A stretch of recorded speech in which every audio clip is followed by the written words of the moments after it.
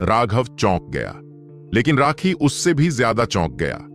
हालांकि वह क्रूर ताकत में माहिर नहीं थी, लेकिन अपने खून की मदद से वह उसी क्षेत्र में किसी को भी एक ही शॉट में मार गिराने में सक्षम थी। लेकिन वह राघव की तलवार को पूरी तरह से रोक भी नहीं पाई। इसके बजाय वह खुद ही दुखी दिख रही थी, क्योंकि राघव लगातार अपनी तलवार लहरा रहा था और उसे कदम दर कदम पीछे धकेल रहा था। उसकी तलवार हवा में ऐसे उड़ रही थी जैसे कोई ड्रैगन आकाश में चक्कर लगा रहा हो। उसके हर वार में एक भयानक शक्ति थी। जब भी उनके हथियार आपस में टकराते तो एक कान फाड़ देने वाला धमाका होता और आकाश और धरती का रंग बदल जाता। धमाका! राघव के हमलों के तूफान के कारण राखी को पीछे हटने का मौका मिलने से पहले 1 मील पीछे हटना पड़ा। हम्मा, तुम सच में बहुत भावुक हो। इस समय भी तुम अपने पीछे खड़ी उन 2 महिलाओं की रक्षा करने की कोशिश कर रहे हो। राखी के चेहरे पर उदासी थी।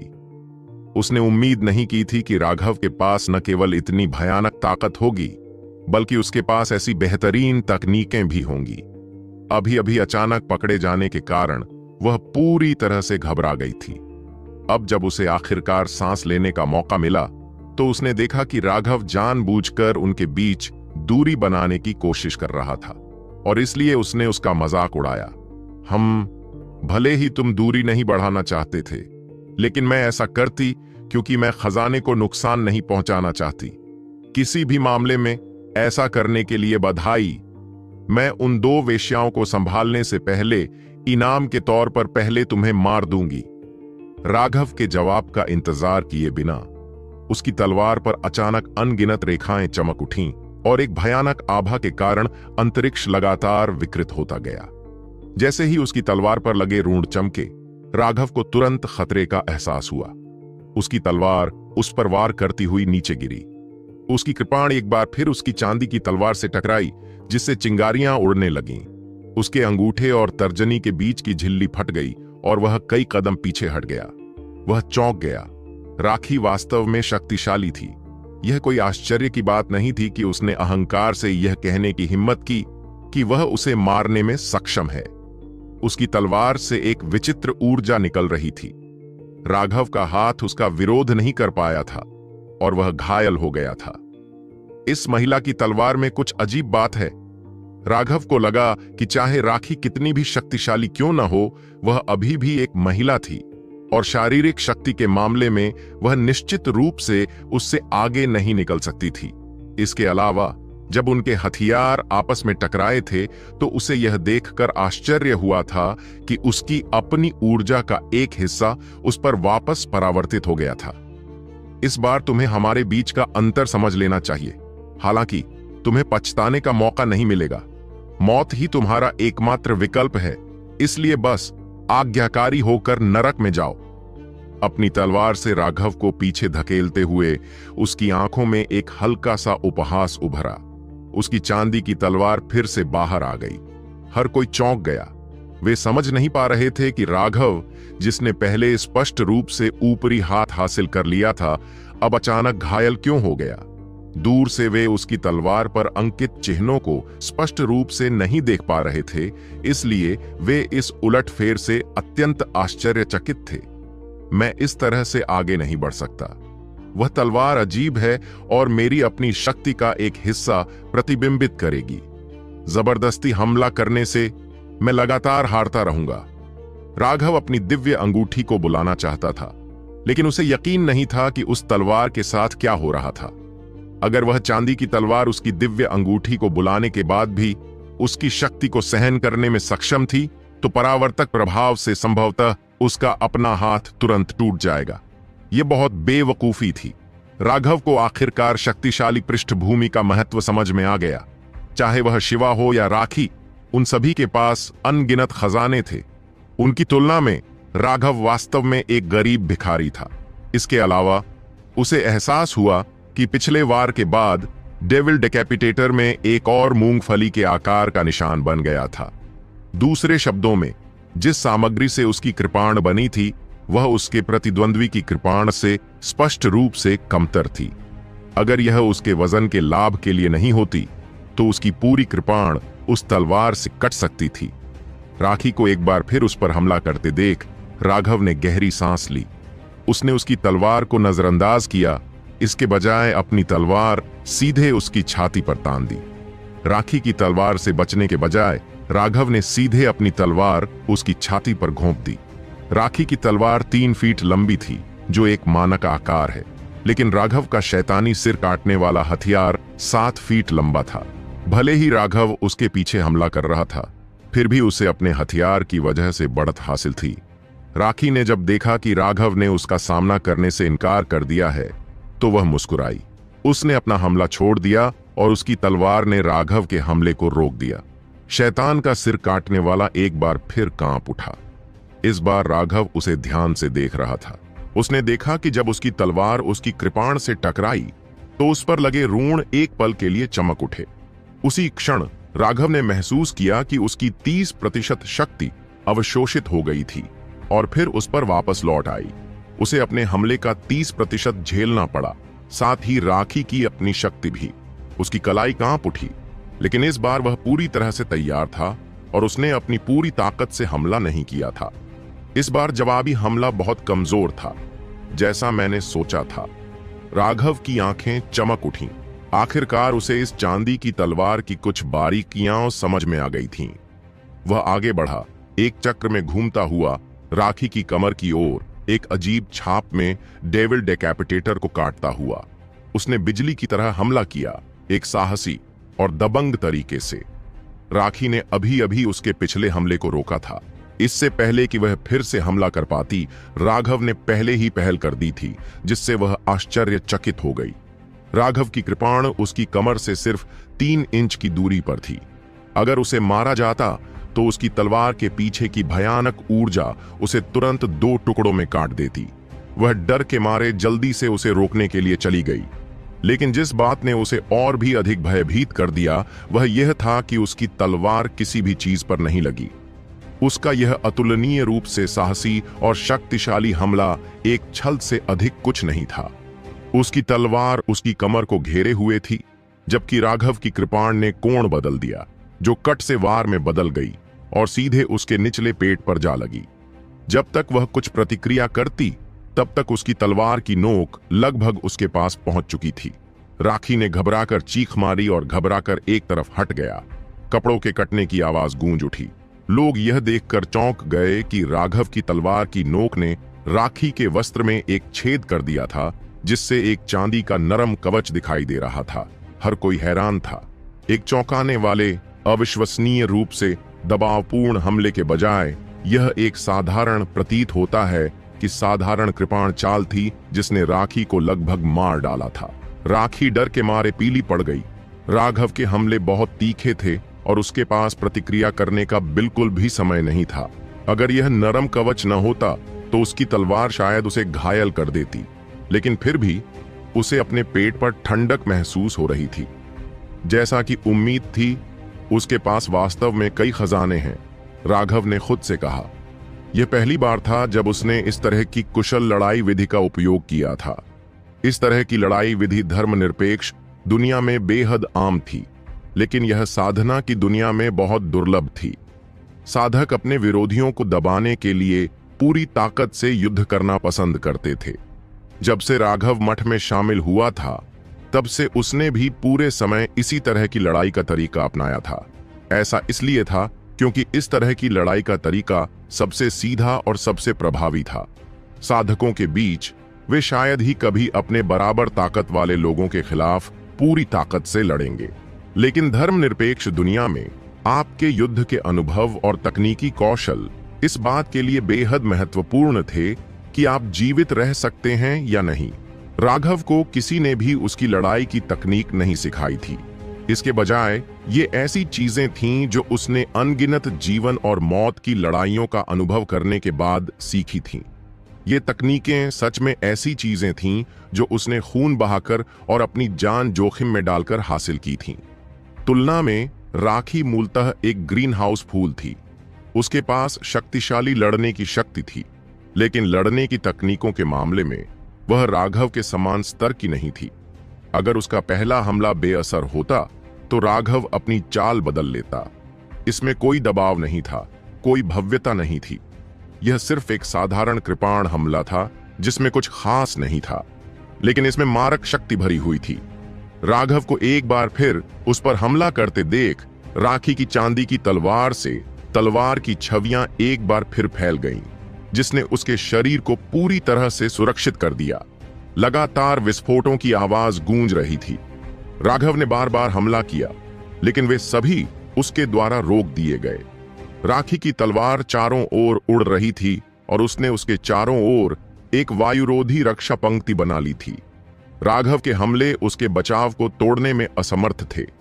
इसके अलावा राघव लगातार राखी की तलवार से वार कर रहा था। इससे उसके हाथ में दर्द होने लगा और वह अंदर ही अंदर बड़बड़ाने लगा। वह तलवार बहुत ज्यादा दुष्ट थी। राघव ने उस पर अपनी पूरी ताकत लगाने की हिम्मत नहीं की। ऐसा लग रहा था जैसे राखी एक साही थी और उसने इसे इसलिए बनाया था ताकि कोई उस पर हाथ न डाल सके। राघव, अगर मैं आज तुम्हारी मांसपेशियों को नहीं फाड़ता और तुम्हारी त्वचा को नहीं नोचता तो मैं राखी नहीं रहूंगा। राखी आखिरकार अपने पिछले आतंक से उबर गई थी। उसके पेट पर लगा वह घाव उसके लिए बहुत अपमानजनक था। अब जब उसने देखा कि राघव उसकी सुरक्षा को तोड़ने में असमर्थ है, तो उसकी डरपोकता खत्म हो गई और उसका गुस्सा बढ़ गया। उसकी तलवार अचानक और भी तेजी से उड़ने लगी, क्योंकि उसने आश्चर्यजनक रूप से राघव पर हमला करने की पहल की। हालांकि उसने कोई हमला नहीं किया। इसके बजाय उसे बस खुद को बचाना था। वह अपनी तलवार पर लगे रिफ्लेक्टिव रून्स का इस्तेमाल करके राघव को उसकी ही ऊर्जा से मार रही थी। उसे रोकने का कोई तरीका नहीं था। राखी की चांदी की तलवार एक बहुमूल्य खजाना थी, जिसे उसके परिवार के किसी पूर्वज ने पीछे छोड़ दिया था। इसमें जो ऋण उकेरे गए थे, वे दुश्मन की ताकत के एक हिस्से को वापस लौटाने में सक्षम थे।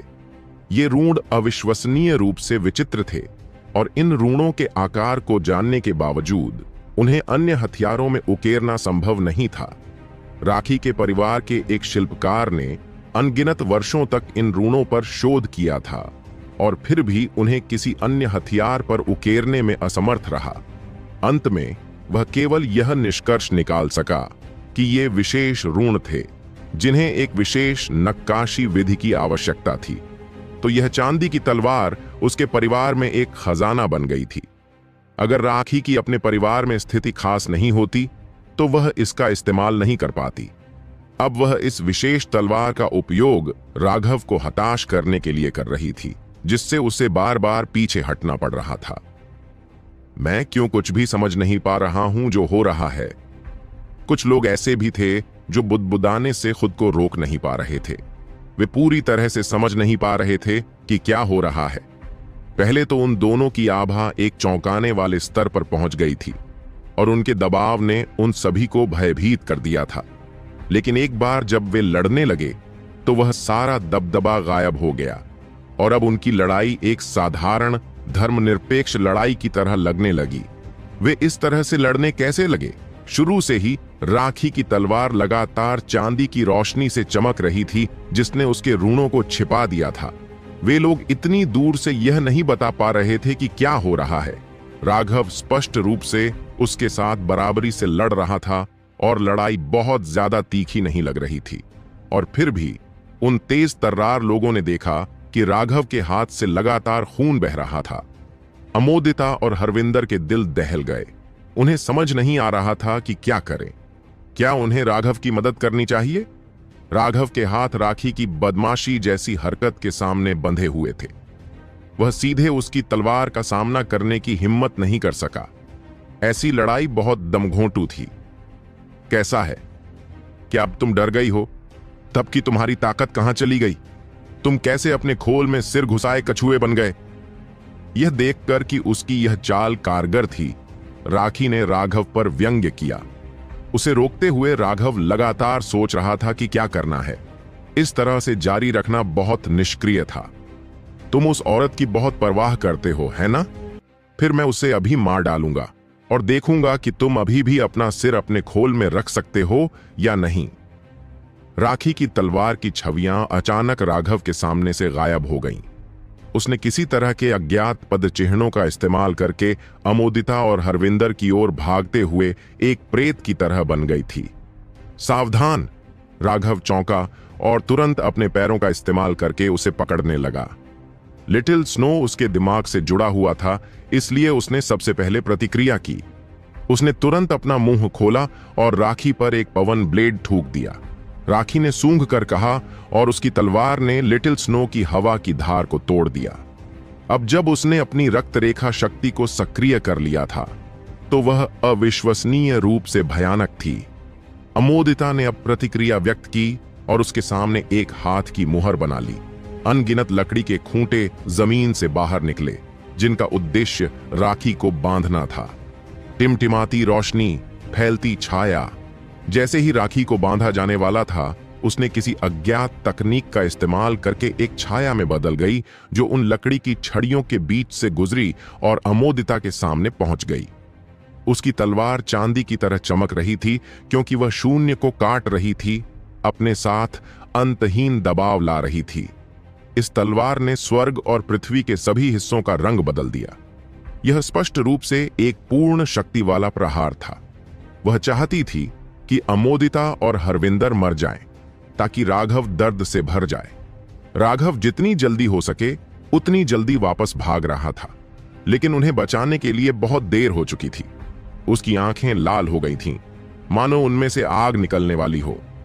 10,000 लकड़ी की ढाल, अनगिनत लकड़ी के खंभे जमीन से बाहर निकले और अमोदिता के सामने परत दर परत बनते गए।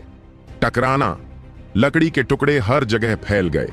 राखी की तलवार ने अमोदिता की विशाल लकड़ी की ढाल को नष्ट कर दिया। अमोदिता, हरविंदर और लिटिल स्नो सभी एक भयानक क्यूई लहर से उड़ गए और उसके पीछे चट्टान से टकरा गए। लिटिल स्नो ने सबसे पहले प्रतिक्रिया की और अपने शरीर को चट्टान के सामने रख दिया, जिससे हरविंदर और अमोदिता उसके नरम शरीर से टकरा गए। लेकिन फिर भी, चूंकि उनकी शारीरिक संरचना बहुत कमजोर थी, उन्हें फिर भी भारी चोट लगी और उनके मुंह से खून बहने लगा। उनकी अंदरूनी चोटें हल्की नहीं थीं। यदि लिटिल स्नो ने उन दोनों को रोकने के लिए अपने शरीर का उपयोग नहीं किया होता, तो बहुत संभव था कि वे दोनों मर गए होते। ओह, तुम मर नहीं गए? राखी बेहद हैरान थी कि अमोदिता उसके एक हमले को रोकने में सक्षम थी। उसका वह हमला नफरत से भरा हुआ था और उसने बिल्कुल भी पीछे नहीं हटी थी। वह अब वास्तव में राघव से नफरत करती थी। एक बार जब राघव यहां आया था, तो राखी की महिला अंतर्ज्ञान ने उसे बताया था कि अमोदिता के साथ उसका रिश्ता साधारण नहीं था। राघव ने उसकी प्रतिष्ठा को गिरा दिया था और उसने अभी अभी उनकी लड़ाई में उसके साथ सीधे टकराव करने से इनकार कर दिया था, इसलिए वह उसे मारने में असमर्थ थी। यही कारण था कि वह पहले अमोदिता और हरविंदर को मारना चाहती थी, ताकि वह राघव को भड़का सके। एक बार जब राघव उसके क्रोध से भस्म हो गया और उसके साथ सीधे टकराव शुरू कर दिया, तो वह निश्चित रूप से मर जाएगा। चूंकि तुम नहीं मरी, तो कोशिश करो और एक और वार सहो। राखी राघव से बदला लेने में सक्षम होने से खुश थी और उसकी तलवार एक बार फिर चमक उठी। जैसे ही वह फिर से हमला करने की तैयारी कर रही थी, उसका शरीर अचानक अकड़ गया और उसे लगा जैसे कोई प्राचीन राक्षस उसे घूर रहा है। उसी समय एक आवाज गूंजी, जो 10,000 साल पुरानी बर्फ की तरह ठंडी थी। ऐसा लग रहा था मानो मृत्यु का देवता उसकी जान मांग रहा हो। एक भयानक आभा ने राखी को तुरंत ही अपनी जगह पर जकड़ लिया। उसे ऐसा लगा मानो उसके आसपास की जगह जम गई हो। वह पूरी तरह से भयभीत हो गई और किसी तरह पीछे मुड़ी और देखा कि राघव के पीछे 300 मीटर का प्रकाश का छल्ला दिखाई दिया था। उस छल्ले की वजह से शून्य में गड़गड़ाहट हुई और 9 स्वर्ग कांपने लगे। वर्तमान राघव वास्तव में एक जागृत युद्ध देवता की तरह लग रहा था। उसके अंदर से अंतहीन हत्या की मंशा निकल रही थी, ऐसी हत्या की मंशा जिससे देवता और शैतान भी कांप उठे। राघव की ओर देखते ही राखी के रोंगटे खड़े हो गए और उसे सुन्नपन का एहसास हुआ। उसका दिल मौत के खौफ से भर गया। शैतान का सिर काटने वाले ने शून्य को चीर दिया। लोग यह देखकर भयभीत हो गए कि जैसे ही राघव की कृपाण घूमी, उसके चारों ओर हवा में लहरें उठने लगीं। ऐसा तब होता है जब किसी की शक्ति एक निश्चित शिखर पर पहुंच जाती है। इससे अंतरिक्ष उसके चारों ओर इस तरह से मुड़ जाता है। इस समय सभी को राघव की शक्ति से घुटन महसूस हो रही थी। राघव की कृपाण राखी तक पहुंचने से पहले ही स्वर्णिम कृपाण प्रकाश आकाश में भर चुका था। स्वर्ग और पृथ्वी को पहले से ही ऐसा लग रहा था जैसे वे फट रहे थे, और यहां तक कि ऊपर के तारे भी कांप रहे थे। राखी ने कभी नहीं सोचा था कि राघव इतना भयानक होगा। पहले उसने अभी तक अपनी पूरी शक्ति नहीं दिखाई थी। उसकी मौजूदा ताकत के सामने वह चकमा देने में भी असमर्थ थी। वह सिर्फ अपने दांत भींच सकती थी और अपने डर को दबा सकती थी। उसने अपनी सारी ऊर्जा अपनी चांदी की तलवार में डाल दी। राखी की आध्यात्मिक ऊर्जा के समर्थन से उसकी तलवार चमकने लगी और ऊर्जा की लहरें उसमें से फूटने लगीं। गिरती पत्ती स्लैश! सोने की तलवार और चांदी की तलवार आपस में टकराई। ये ऐसी टक्कर थी जो पूरी दुनिया को हिला सकती थी, ऐसी टक्कर जो तारों की रोशनी को नष्ट कर सकती थी। दुनिया भर में गड़गड़ाहट फैल गई और ऊर्जा की एक भयानक लहर फूट पड़ी। जहां भी ऊर्जा लहर गुजरी, धूल और गंदगी हवा में उड़ गई। ऐसा लग रहा था मानो एक क्रोधित समुद्री लहर धरती को बपतिस्मा दे रही हो। उस बपतिस्मा के बाद पूरी दुनिया एक गड़बड़ बन गई थी। अमोदिता ने जो लकड़ी की ढाल उसके चारों ओर लगाई थी, वह हल्की सी दरार की आवाज के साथ फट गई। टुकड़े टुकड़े होकर जमीन पर बिखर गए। हालांकि अमोदिता की लकड़ी की ढाल अभी भी हरविंदर और लिटिल स्नो के साथ साथ 7 हार्ट सी चेरी एप्पल ट्री की रक्षा करने में कामयाब रही थी। जब उसने आखिरकार देखा कि उसके सामने क्या था, तो उसकी आंखों में पीड़ा उभर आई। राघव घायल हो गया था। राघव अभी भी अपनी तलवार पकड़े हुए था, लेकिन उसके दोनों हाथ बुरी तरह से जख्मी हो गए थे। यह पता नहीं चल पाया था कि उनके भीतर किस तरह की ऊर्जा का विस्फोट हुआ था, लेकिन खून बह रहा था।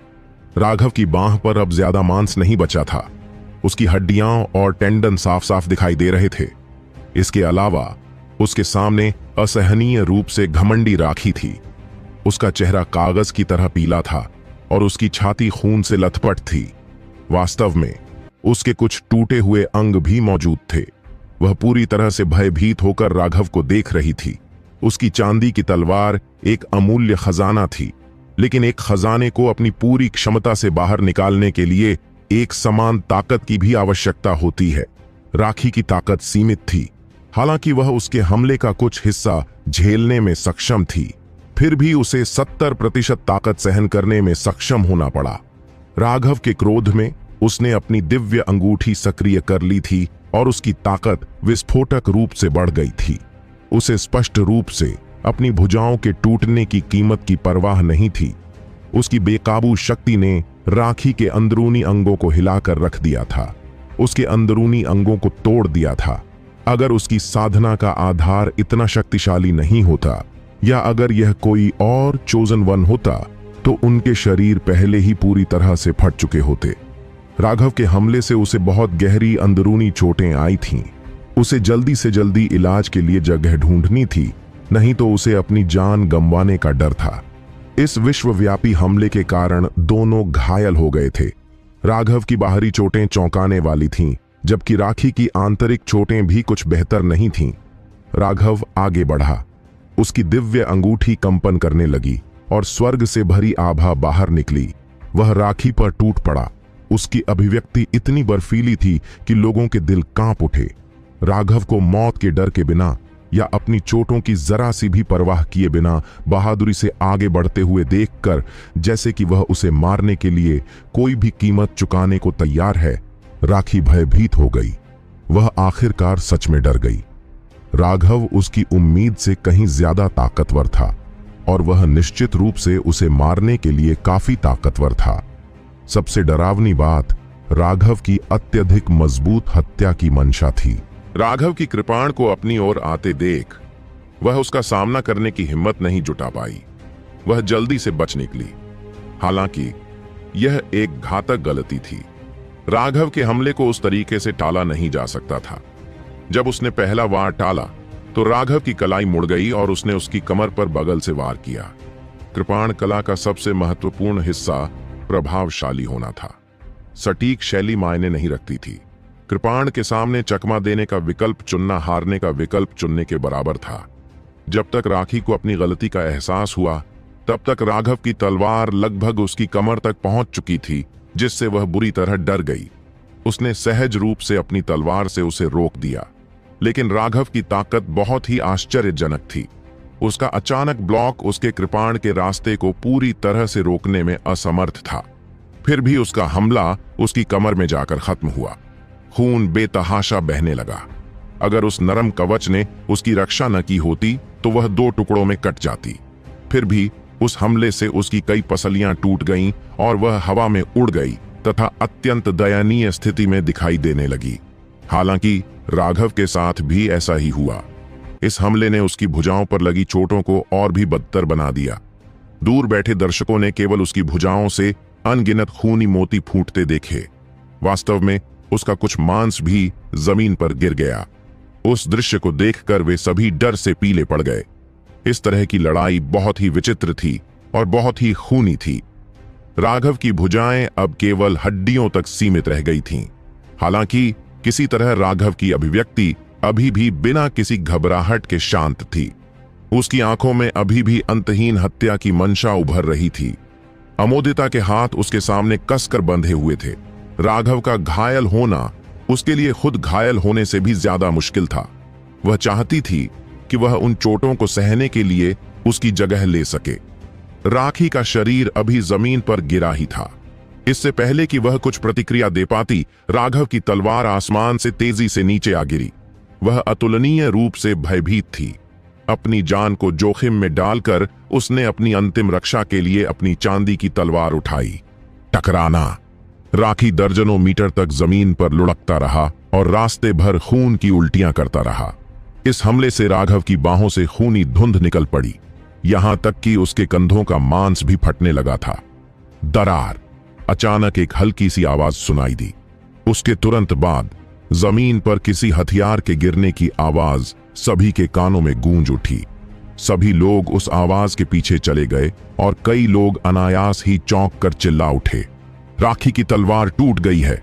राखी बेवकूफी से अपनी तलवार को घूर रही थी। ब्लेड का आधा हिस्सा टूट चुका था। उसके चेहरे का रंग तुरंत उड़ गया। यह तलवार उसके परिवार में चली आ रही थी। हालांकि उसे इसका इस्तेमाल करने की अनुमति थी, लेकिन इसका मतलब यह नहीं था कि उसे इसे नुकसान पहुंचाने का अधिकार था। एक पल के लिए राखी हैरान, क्रोधित और अविश्वसनीय रूप से व्यथित हो गई। यह देखकर कि उसकी तलवार अंततः टूट गई है, राघव तुरंत उस पर फिर से हमला करने के लिए गया। उस पागल तलवार के बिना उसे अब कोई संदेह नहीं रह गया था। शैतान का सिर काटने वाला व्यक्ति वार करता है, उसकी आभा राखी को जगह पर बंद कर देती है। राघव, मैं तुम्हें बिल्कुल नहीं छोड़ूंगी, इसीलिए बस इंतजार करो। राखी के चेहरे पर कड़वाहट का भाव दिखाई दिया और उसने राघव को घूर कर देखा। उसने वास्तव में उसकी तलवार को नजरअंदाज कर दिया। चादर। राघव को बस उस मुद्रा से ही पता चल गया कि क्या होने वाला है, और जैसा कि उसने सोचा था, जैसे ही वह उसके शरीर को चीरने वाला था, वह अचानक गायब हो गई। उसकी तलवार चूक गई, बल्कि जमीन में एक लंबी खाई खोद दी। एक और टेलीपोर्टेशन तावीज। राघव ने खुद को बहुत असहाय महसूस किया। राखी न केवल शक्तिशाली थी, बल्कि उसके पास अनगिनत खजाने भी थे। उसके जीवन रक्षक खजाने कभी बाहर आना बंद नहीं हुए।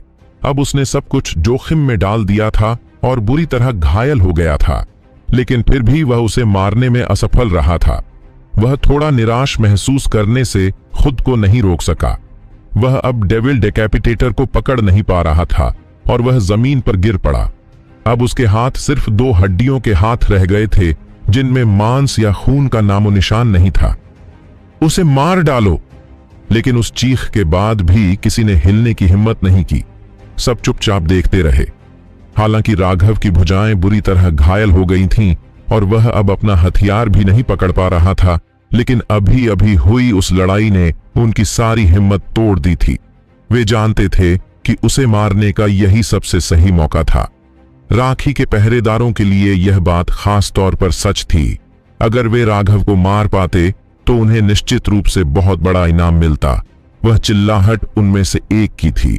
शुरू में उसने सोचा था कि वह अपने खजाने के लिए राघव को मारने की इच्छा से सभी को उत्तेजित कर सकता है, लेकिन उसने यह उम्मीद नहीं की थी कि राघव के बुरी तरह घायल होने के बावजूद कोई भी व्यक्ति उस पर हमला करने की हिम्मत नहीं करेगा।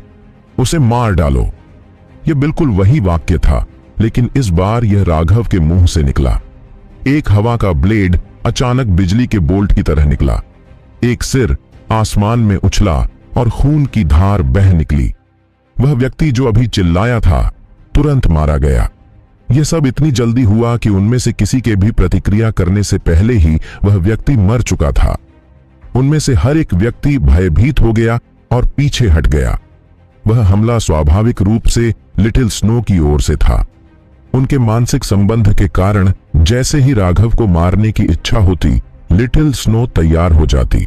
तो राघव की आवाज उसी समय गूंज उठी थी जब उसका सिर हवा में उड़ गया था। वह व्यक्ति सिर्फ एक महत्वहीन मुख्य शिष्य था, लेकिन एक कृपा पात्र भी उस मूक हमले से बच नहीं सकता था। लिटिल स्नो बहुत ही होशियार था और जानता था कि अपने विरोधियों को मारने के लिए कम से कम ऊर्जा का इस्तेमाल कैसे करना है। साथ ही इसका मतलब था कि लिटिल स्नो का अपनी पवन ऊर्जा पर नियंत्रण उच्च स्तर पर पहुंच गया था। लिटिल स्नो जैसे जादुई जानवर के लिए अपनी ताकत पर इतना सटीक नियंत्रण रखना व्यावहारिक रूप से अकल्पनीय, लगभग स्वर्ग विरोधी था। राघव, तुम एक निर्दोष व्यक्ति की इस तरह हत्या कैसे कर सकते हो? राखी के साथ आए चुने हुए लोगों में से एक ने गुस्से से कहा। हालांकि वह क्रोधित लग रहा था, वह दूर छिपा हुआ था। राघव उसके साथ परेशान होने के लिए बहुत आलसी था। उसने केवल ठंडे स्वर में कहा, मुझे मासूमियत या अपराध की परवाह नहीं है, लेकिन हर व्यक्ति जो मुझे मारने की कोशिश में कार्रवाई करता है, उसे मेरे द्वारा मारे जाने के लिए तैयार रहना चाहिए। तुम में से बाकी लोग भाग सकते हैं, लेकिन तुम तीनों को पीछे रहना चाहिए। छोटी बर्फ। एक बड़ी हवा की धार कुछ छिपी हुई झाड़ियों की ओर बढ़ी। झाड़ियों से 3 दयनीय चीखें गूंजी। लिटिल स्नो के हमले में 3 लोग 2 टुकड़ों में कट गए थे। वे तीनों ही वे लोग थे जिन्होंने सबसे पहले अमोदिता को पेड़ से दिल निकालते हुए देखा था। अमोदिता बहुत नरम दिल था और उसने उन्हें नहीं मारा था, और इस तरह उन्होंने एक गंदी चाल चलने का फैसला किया, जिसके परिणाम स्वरूप बाद में यह गड़बड़ हुई। राघव के घटनास्थल पर आने से पहले ही उसने किसी से कुछ जानकारी लेने के लिए एक स्प्रिट पिल का इस्तेमाल कर लिया था। उसने बहुत पहले ही उन तीनों को अपनी जरूरी हत्या सूची में डाल दिया था। पहले तो उसके पास उनसे बात करने का समय ही नहीं था, लेकिन अब जब सब कुछ खत्म हो चुका है और वह देख रहा है कि वे अभी भी जाने को तैयार नहीं हैं, तो उसे उन्हें विदा कर देना चाहिए। राघव को इतना अत्याचारी देखकर, जो बिना किसी हिचकिचाहट के लोगों को मार रहा था, सभी लोग डर गए। आखिरकार वे तितर बितर होने लगे, क्योंकि वे जानते थे कि बुरी तरह घायल राघव भी ऐसा व्यक्ति नहीं था जिस पर वे अपने इरादे जाहिर कर सकें। मुझे तुम्हें ठीक करने दो। अमोदिता ने आकर राघव की पीठ पर हाथ रखा। उसके शरीर में एक शुद्ध जीवन ऊर्जा प्रवाहित हुई। नंगी आंखों से देखी जा सकने वाली गति से उसकी भुजाओं में तेजी से नया मांस उग रहा था। अपने शरीर के फिर से बढ़ने की अनुभूति को महसूस करते हुए राघव ने सोचा कि लकड़ी के काश्तकार कितने चमत्कारी होते हैं। वह कुछ कहने ही वाला था कि तभी एक आकृति सामने से निकली। उस आकृति को देखकर राघव का शरीर तुरंत अकड़ गया और वह सांस लेना भी भूल गया। जो महिला आई थी उसकी भौहें पतली थीं, आंखें साफ शरद ऋतु के पानी की तरह थीं और होंठ सुडौल थे। काले बालों का झरना उसकी कमर तक बह रहा था। वह एक अमर महिला की तरह लग रही थी जो नश्वर लोगों के बीच उतरी थी, जो एक पारलौकिक बेदाग आकर्षण से भरी हुई थी। वह महिला सीमाई थी। सीमा ने प्रसन्नता भरी आंखों से राघव को देखा। उसके जेड जैसे चेहरे पर 2 लाल बादल उभर आए। पलक झपकते ही वे 1 साल से ज्यादा समय से अलग हो चुके थे। उस दौरान राघव काफी बड़ा हो गया था। सीमा को उसके शरीर के अंदर छिपी उन्मत्त ऊर्जा का एहसास हो गया था। ऐसा लग रहा था मानो राघव एक सुप्त ज्वालामुखी हो। आमतौर पर आप कुछ भी नहीं देख पाएंगे, लेकिन एक बार जब यह फट गया तो यह दुनिया को खत्म कर सकता था। जिस बात ने उसके दिल को सबसे ज्यादा झकझोर दिया वह यह थी कि इस साल में राघव के चेहरे से सारी अपरिपक्वता गायब हो गई थी और उसकी जगह एक दृढ़ मुस्कान आ गई थी। राघव, काफी समय हो गया है। सीमा की आंखों में थोड़ी घबराहट दिखाई दी। उसने अपना मुंह खोला हुआ था और उसे समझ नहीं आ रहा था कि क्या कहना है। अंत में उसने एक साधारण सामान्य अभिवादन कहा, आप बड़ी बहन सीमा होंगी? बहन वाकई बहुत खूबसूरत हैं, अमोदिता ने अब कहा। एक महिला होने के बावजूद वह सीमा की सुंदरता की बहुत प्रशंसा करती थी।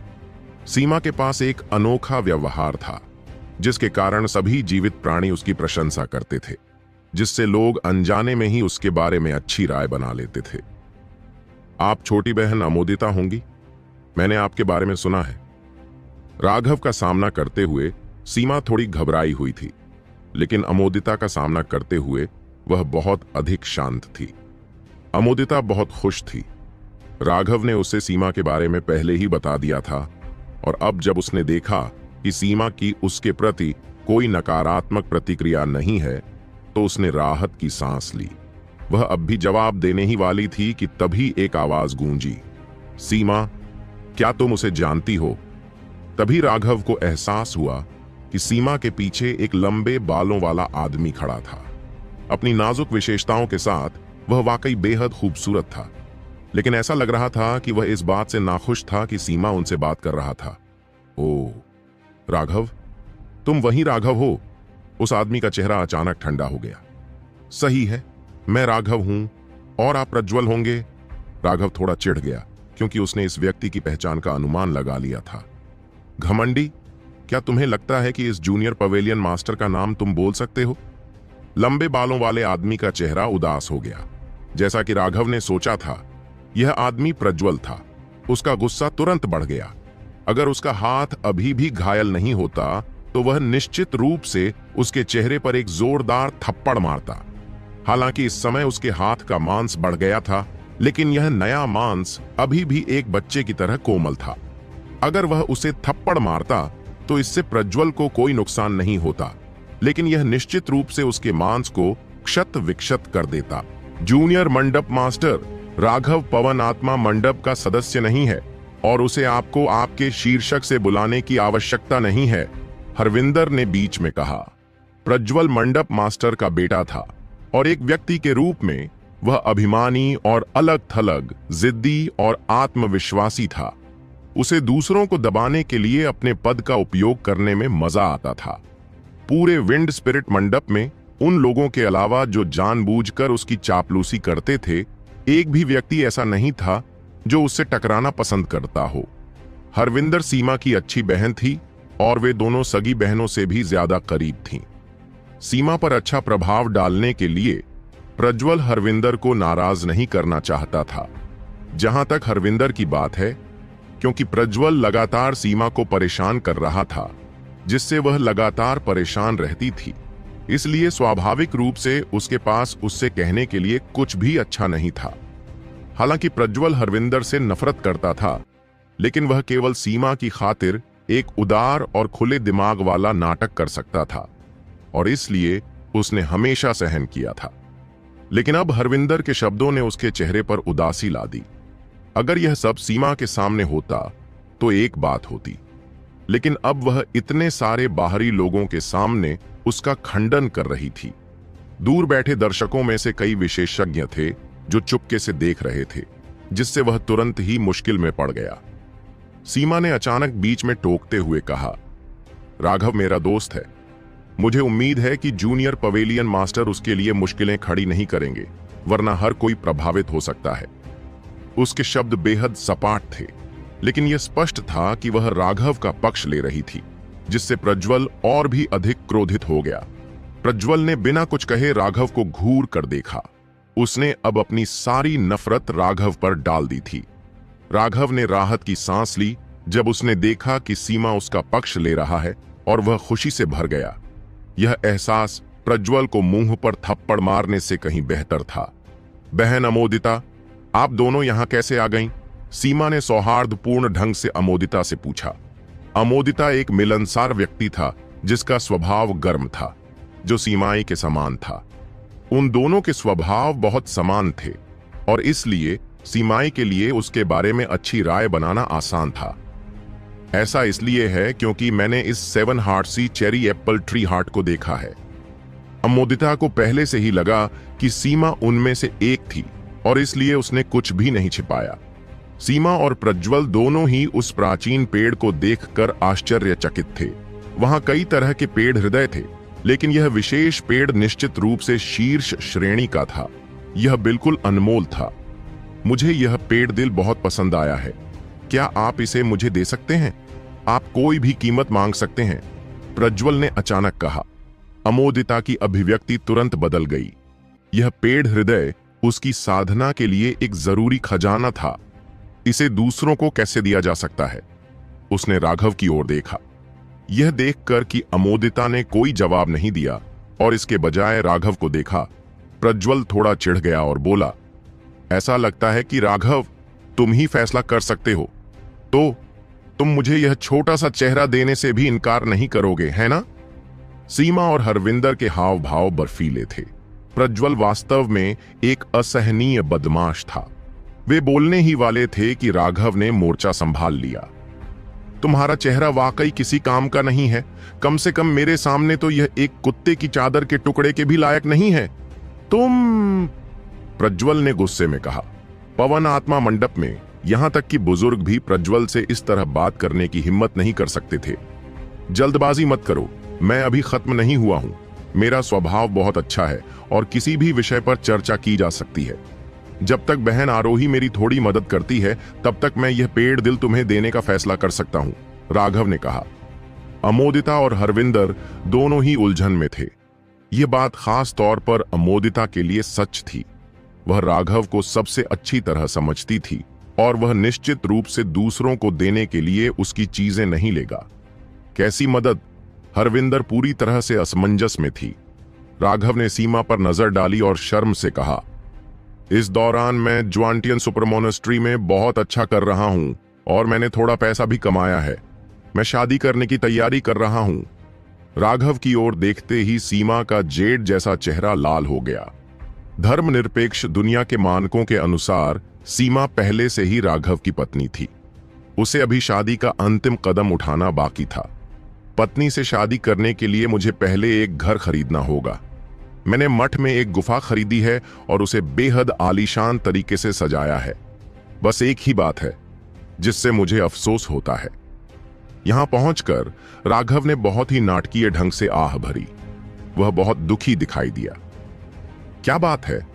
हरविंदर को पता नहीं था कि राघव ने कौन सी दवा ली थी। मेरी गुफा बहुत ही भव्य है। जमीन पर सोना फैला हुआ है, रत्न पहाड़ों की तरह ढेर किए गए हैं और यहां तक कि प्रवेश द्वार तक जाने वाली दर्जनों मील की सीढ़ियां भी स्प्रिट स्टोन से टाइल की गई हैं। इसमें 80 से ज्यादा स्तर हैं जो जड़े हुए हैं। क्या बकवास है? यह बिल्कुल असंभव है। सिर्फ सीढ़ियों के लिए स्प्रिट स्टोन का इस्तेमाल? 80 से ज्यादा लेवल? आप किसे धोखा देने की कोशिश कर रहे हैं? प्रज्वल अब इसे बर्दाश्त नहीं कर पा रहा था।